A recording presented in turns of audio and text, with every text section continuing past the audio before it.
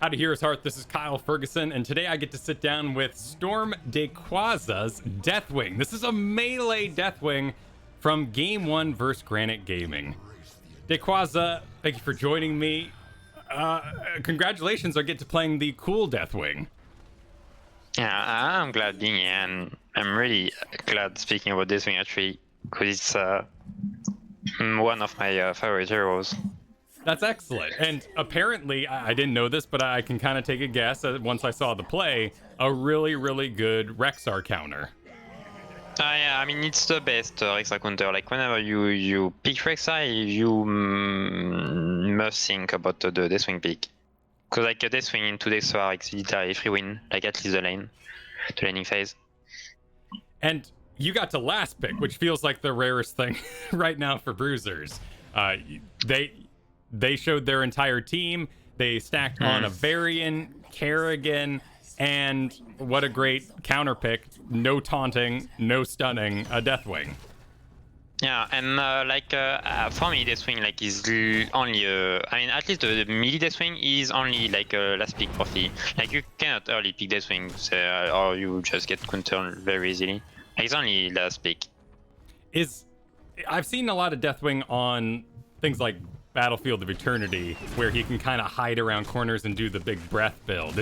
Is this something that would happen on Tomb of the Spider Queen without a Rexar? I mean, I'm never playing the range Deathwing, like the QB Deathwing. I'm only playing the melee Deathwing, like in offlane.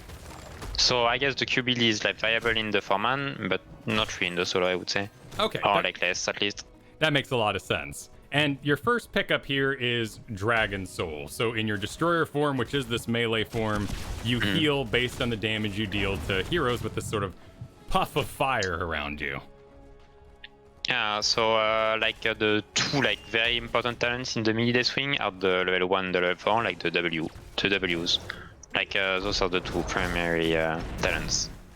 Yeah. Especially your level 4. Once you're level 4, you're super strong. Yeah, so that's your best talent. Damage over time, and does that also work with the heal at level 1?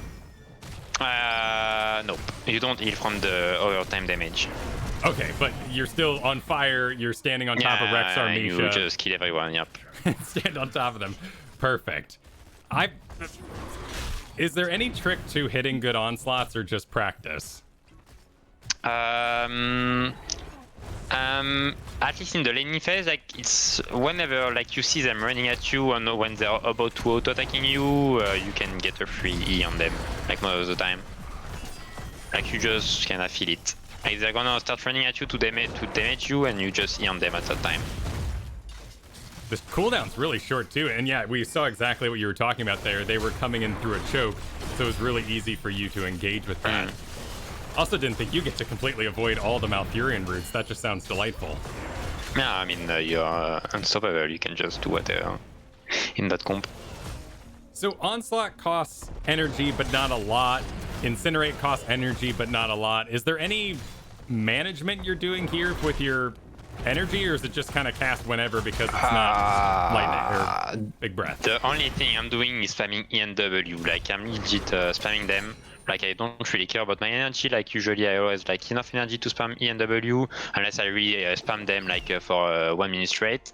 Otherwise, I legit never use my Q. The only way I use my Q is to like clear wave. But in teamfight, I legit never use my Q. Like, no way I use my Q. Always E and W. And it's not a lot of lane clear there, but you're able to sort of make this presence, this area around yourself that forces Rexar back, and then you can take over the lane. I mean, if the Misha gives me a W like aura, like the fire aura, like, I can easily clear the way without even using Q. If he doesn't give me the aura, I would kind of need to use the Q. I didn't realize it was hero dependent, so after hitting an enemy hero, you now deal damage around you, so you have to hit Misha, and that's what makes him so powerful in the lane. I mean, especially against Rexar, like, he doesn't have a lot of damage against Deathwing, and the thing is that he has two bodies, like Misha and Rexar, so it's double healing and double like aura at level 4. So that's why he's so strong against Rexar. Yeah, look at that. Okay, that makes perfect sense. At 7, you picked up Skyfall. This was the popular pick for a long time, can be used to interrupt objectives. Is there any other thoughts here with Skyfall for you? So like Skyfall, you only like issue on the map like towers, Chaos Solo, and how is it called? Garden. Like you must take them, like for the objective delay, like it's just too good. Yeah. On those maps, and on the other maps, I still pick Skyfall because like for me the two other talents are, let's say, useless with the way I play Deathwing, because like the two other talents requires you to like land on the enemies kinda, and I never do that. With Deathwing I never land on the enemies. I always like land somewhere else and then fight. So it's not even that in tournament play with good players, it's not even that they don't even let you land on them, it's just that you don't want to position on top of the enemy team when you come in. Yes, because the thing is when you land on the enemies, like you have like some cooldowns on your spells, so you just land on them and you cannot do anything, so you just lose some HPs for no reason, because you just land on them and you can't use a single spell. That's right, it's pretty long too, 2 or 4 seconds, but landing on top of Tychus with 2 seconds of him getting the chunky so for free. You just die, and you cannot even damage him, so you never land on enemies unless they're all 1 HP. But yeah, and if you the thing I usually do in a team fight is that I just land somewhere else, like behind my team, and I just search for a flank, and then I just ult on them on a flank. That's how I go on enemies. And like once I like find a good Cataclysm on the enemies, I can just use all of my spells on them and chase them forever. That's how I land on enemies. So Cataclysm is more of a repositioning tool than a damage tool. I mean, Cataclysm is more about your engage tool, I would say. Like I always use it for the engage. He's definitely pretty slow, Deathwing. He lumbers about. He's moving normal speed, but being able to suddenly fly into the air and relocate is very powerful. And you actually went with the Bellowing Roar here, the fear. Yes, I mean when Deathwing like came out, like the other level 10 was like super strong, like super overpowered, but it got nerfed a lot. Like I think before, like when Deathwing went out, it was like increases the damage of your ult by 150%. And now it got nerfed to 80%, so it's actually a massive nerf. So like I feel like it's not doing really any damage anymore, like way less than before, obviously. So I feel like the fear is just better. And on top of that, like Deathwing is like, let's say, kind of squishy now. Like he gets bullied by many heroes. So like the fear is like kind of a defensive tool also. That makes sense.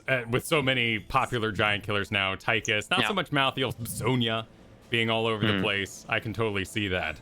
Would Burn Beneath My Shadow, though, does that have any, like, map interesting tactics, like maybe Towers of Doom, where the buildings keep coming back? That'd be a good pick. I wouldn't say on Tower of Doom, because, like, you barely take the buildings except bottom fort, really, but, like, if you take that level 10, it's like, I would say maybe on this map, because, like, the map is small and you can get some fort easily with the spiders. So if you take this talent, it would be on this map.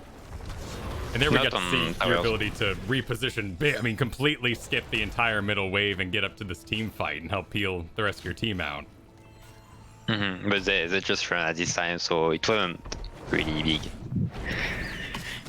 Well, you didn't use Bellowing Roar. In fact, Bellowing Roar is rather held on to throughout this game, but when eventually used, it definitely does big work. But that wind up, that slow cast of it certainly makes it harder to use.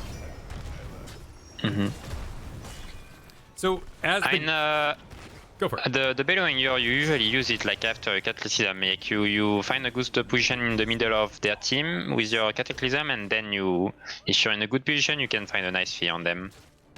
That's an important distinction to make for Hopeful Deathwings. You don't have to do the Cataclysm and then fear even though you missed. Actually making sure something's going to get hit by that. And as this game is getting past 10, as you're getting closer to 13, are you starting to walk away from the solo lane more? Is your team still expecting you to stay down here? Or how does Deathwing change out of the solo lane? I mean, it's not really different from the other side laners, I would say. Like, you still have to clear your wave as much as you can. But I guess he can like join team fights more easily because he's stronger in the team fights, and like he's not really good at speed pushing or wave clearing. So like joining team fights is usually the play with him more than speed pushing or anything. Would the Would the clearing be better with that Q build, and then you might stay even performing a double soak job?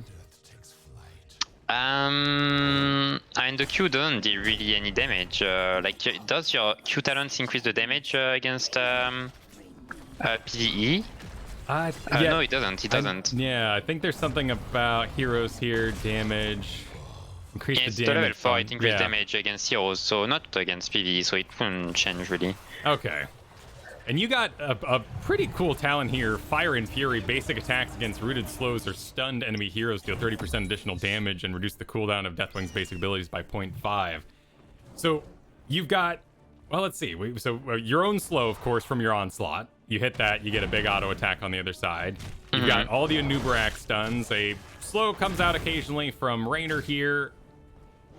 That seems pretty good. Would you ever go with, like, Ruination, though, for that increased slow?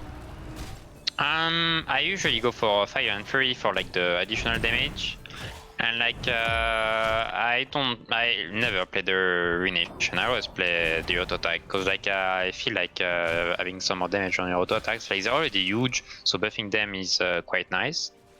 So yeah, I usually go for this one. Like I usually just jump on someone with my Cataclysm, E him and just destroy him and don't leave him alone. So like having some more damage is like better to kill the guys I'm chasing. That's fair, and you're not as reliant as we might find in like a Storm League situation for you to have to supply the CC. There are other players working to help out with that. And here another situation where you went for the Cataclysm. It didn't quite land beyond everybody, and so you held on to that fear. I mean, it was more about like defending my fort here. Okay. Like they were kind of pushing it, so and my team was coming. If they would come in time, like my team, like we could have maybe fought, but like it was mainly to defend the fort and not let them push. Would you ever end up taking something like Wicked Inferno or switching this build around to Q, since you don't really have to make up for, you know, a World Breaker? There's really no reason for you to change forms. When I'm playing melee form, I'm never changing my form. Like I'm never going Q build with Deathwing. I'm always keeping the melee destroyer form. So your team is up top. You've got about 30 seconds away from doing another Cataclysm fly-in. So are you thinking, I'm just gonna make sure we soak this wave, tell my team I'm gonna take the wave and then I'm gonna join my team. Okay, so this is you're gonna get this XP quick with that big old dragon breath, and now it's time to head up. Because like me auto-attacking the fort like wouldn't really matter, like don't change anything really. I cannot even push. So I would just join my team here. Even though the auto attacks are so big, they're not enough to really push through a building, because your abilities aren't gonna help out. Yeah. Now that's a cool moment there, in that you actually peeled off an Odin Tychus who now has to go I'm just gonna zone him. Yeah. Just so he doesn't escape. And he's completely cut off. He has to go on the weirdest, wildest path to even try to escape what you created. Now, your level 16 is something I saw constantly on Deathwing release, but since doesn't come up too much. Elementium plating. And this talent is like insane to bait. Like I don't know, like most of the players get baited every time. Like the way I use it is like whenever you're 1 HP, like legit 1 HP, like people are gonna like try to kill you, and you just pop it at this time and you just bait all the team and survive. And like most of the time, like the enemies will get baited by this talent and just die then. Oh. So like it will give enough shield and to let you survive and kill all the others most of the time. Also, interesting interaction there, as you just got to completely avoid the tornado from the boss. That's a pretty nice feature. Yeah, I mean the unsurvivable part. So you acted. So a lot of people use this to regenerate their health, to get their armor back up to full when they're at like half health or even just 3/4 health. But for you, it's all about never do that. Tricking them. Getting them to mess up, dive the Deathwing, you survive, they're now too deep and they don't get the kill they wanted. Yeah, I mean the thing is like the less HP you have, the bigger is the shield. So that's the point, like when you're legit 1 HP, you pop the shield and you get a big shield. Like it's not really for the getting some more plates. Like you can just use the fly to get some plates back. I never use it to get my plate back. Oh, yeah. So activate shield equal to 30% of Deathwing's missing health for 8 seconds. Yeah. Now, That's how you bait the enemy team. What's this text about? The shield and effect end immediately if Deathwing uses Dragon Flight. So that's just you can't pop it, go for the big heal, and get into space real quick. Oh yeah, you just cannot get your shield like in the air, like it just goes off. Like you cannot land back with a shield. That's for like it's not really important. So you take a little bit of a split path here. What's the strategy here? Are you? Oh, now you're gonna join. I'm gonna join my team, but Lober gets.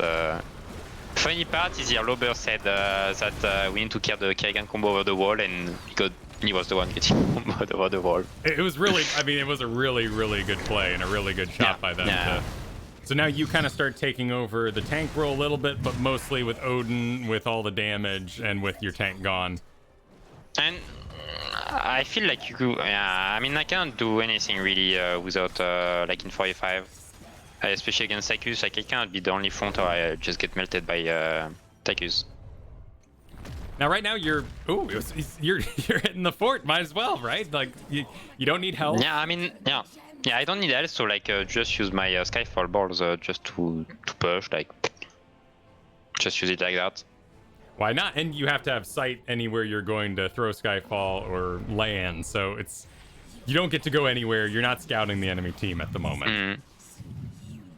Yeah, I'm just saying there just to land where my team is in. Well, even being there's no point of me staying. Even being in the off lane, you have some pretty good damage, but is all this number from beating up poor Misha the whole game? I guess. I mean, yeah, I guess the lane mattered a lot. I mean, Deathwing is a lot of damage. Like when you get a free Deathwing pick, like when Deathwing is free against enemy comp, like you can get some massive stats, like actually some massive stats, even though you're in the off lane, not against the Misha. Another good wall shot there by Kerrigan. My fear was on that 8, yeah. Could have maybe peeled more. The delay on that is intense. It is tough. Yeah. And so now you're going to go clear top, but at any point in this, you would be in range of a Cataclysm to maybe join something. I mean, I don't really want to Cataclysm 1v4. Like, I'm just gonna go here, like, so they don't go core and clear. But I'm not gonna Cataclysm into all of them, or I'll just die. It's tough to control your giant, awesome dragon, but you're showing that how much practice and reservation it takes to actually continue to survive. This game I had like to AFK pretty all the game since we were like constantly getting caught, kinda. So I couldn't really play the game or fight. Do you use locked camera? Yes, I do. Nice. A lot of people do, and some people believe that nobody ever would possibly use it in higher leagues. That's great. And yeah, I'm one of the only players using locked camera. Did you come from more of a Diablo background rather than like a StarCraft background, or what's? I actually played both StarCraft and Diablo. Oh, okay. I mean, I do think like playing without locked camera is much better, but I just got the habit and never got rid of it. But I know it's bad. Did you play other MOBAs? No. I mean, I played League, but like only a few games. So sure. Doesn't matter. That's awesome. So at level 20, you pick up Stood in the Fire, and enemies are slowed by 40%, standing the scorched ground, duration is increased by 50%. So this is about that control, that big team sweep from a different angle. I mean, if you find a good Cataclysm, you legit 1v9 the fight. I mean, you will see last team fight, like it was a huge ult and it was like super strong. And you were able to call off their entire advancement on that core. Yeah. It's not a terribly loud effect. I mean, after, of course, the giant dragon flies across the whole screen with his flaming wings, the actual ground effect doesn't really stand out too much. I mean, it's enough like to kill them all. Like they're actually all getting slowed on this team fight. Well, and that's the big play here. Like all this kit comes together for an amazing pile of picks, a complete and awesome body block, and here even worth noting how you tried to use your massive dragon body to just block Kerrigan's escape. I mean, yeah, we just counter engage. Like, they didn't one-shot Lobber, so I just counter engage, and like they all died. They all got slowed by my ult, and they couldn't run off. They didn't get the kill on Lobber, and I even think like even if they would get the kill on Lobber, yeah, would maybe win the 45. Does that and is that level 20, that big? Like, no control hogger, like stood in the fire is what you always go for because it's such a power spike for your playstyle? I mean, I always take this one, and on top of that, like it works with your level 13. Like you get big auto attacks on the slow targets. So since your ult is throwing them all, you get some big auto attacks. So yeah, it works with your level 13, and you can just chase them all. But there is a destroyer specific talent. I'm just gonna rewind here so we can take a look at it.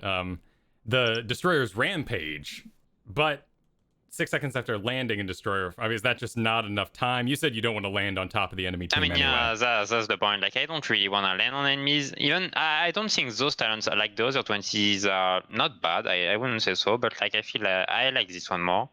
And as I said, yeah, I don't want to land on the enemies. I'd rather find a nice ult on the flank and chase them then. And Arrival of a God increases landing damage, which you don't want. And you've already got Skyfall, the one you said you won in the first place, so not a good talent either. I mean, I do think like the other 20s are not bad, but like it's not fitting with my gameplay, really. That's fair. Well, thank you for the rundown on Deathwing. Good luck to you in your upcoming matches. And awesome getting the strategy on Deathwing here. Really awesome to see the dragon being in the thick of it, the melee build. Nice. Be sure, everyone here at YouTube, to like, subscribe, follow Heroes Hearth. Look forward to more CCL action. Look forward to more Learn to Play videos. Ring that bell as well. And I'll see you soon with more Learn to Play content for Heroes of the Storm.